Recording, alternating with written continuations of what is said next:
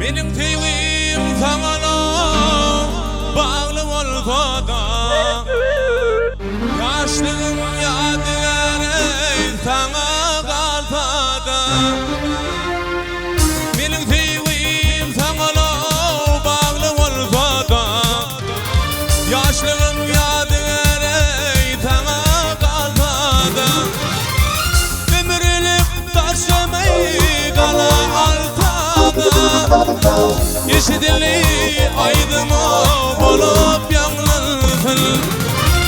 ömürlük taşımayı kala alsa da yeşilli aydın olup yanılsın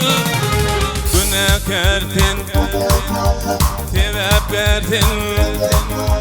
yalnızlıkta gözün akıl yaşıma günahkardin sevap verdin yalnızlıkta gözün akıl yaşıma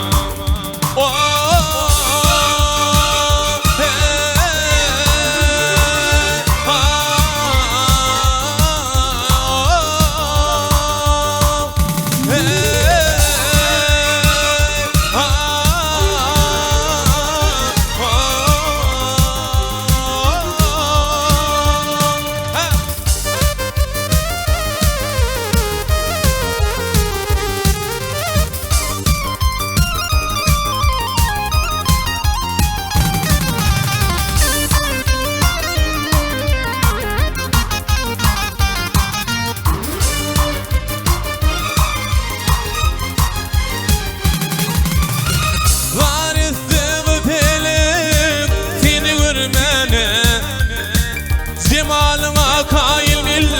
canım bilmene Garette bu pelek seni vermene Cemalına kail canım bilmene Yetişmedik tüylerimi sana dinlene Yeşilli aydın olup yanılsın Yetişmedik tüylerimi sana dinlene Yeşilli aydın olup yanılsın günahkardin sevap verdin yalnızlıkta gözün akın yaşıma günahkardin sevap verdin yalnızlıkta gözün akın yaşıma